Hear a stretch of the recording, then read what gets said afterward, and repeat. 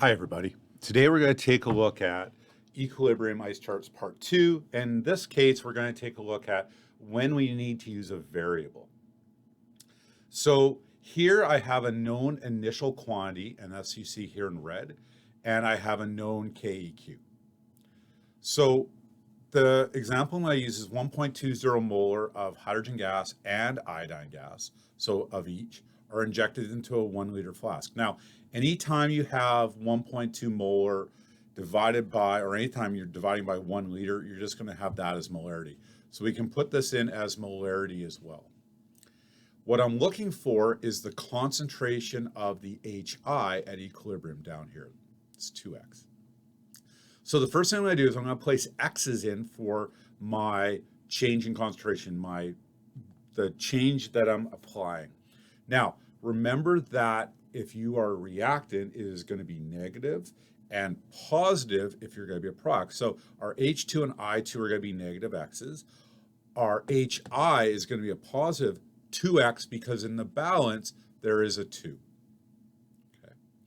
Then I'm just going to do what I did before, 120 minus x, or sorry, 1.20 minus x, 1.20 minus x, that's going to give me this, and then 0 plus 2x will equal 2x. So once I'm done that, what I need to actually find is what this 2x down here actually equals.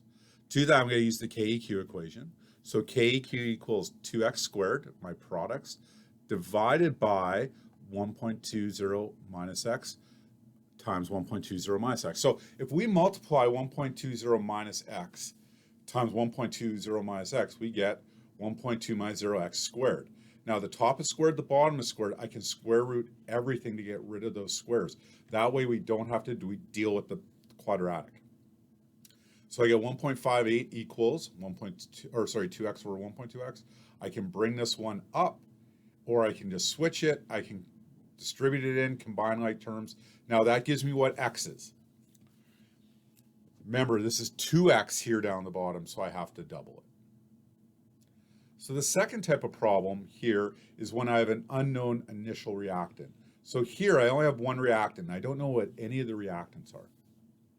So some some methanol vapor is injected into a flask, and I don't know what the molarity is, but I do know that my change in molarity is 0.15, okay, for the carbon monoxide. And I know my products are 0. So I can calculate this. I can also calculate this row here because I know the balance. This is 1 to 2 to 1.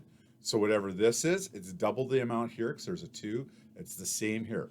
This is negative because this is on the reactant side. These two are positive here because they're on the product side. So that's how I'm going to get all that C.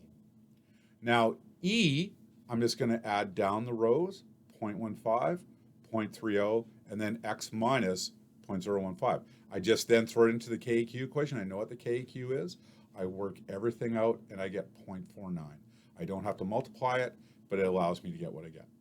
I hope this helps you solving some more complex ice charts.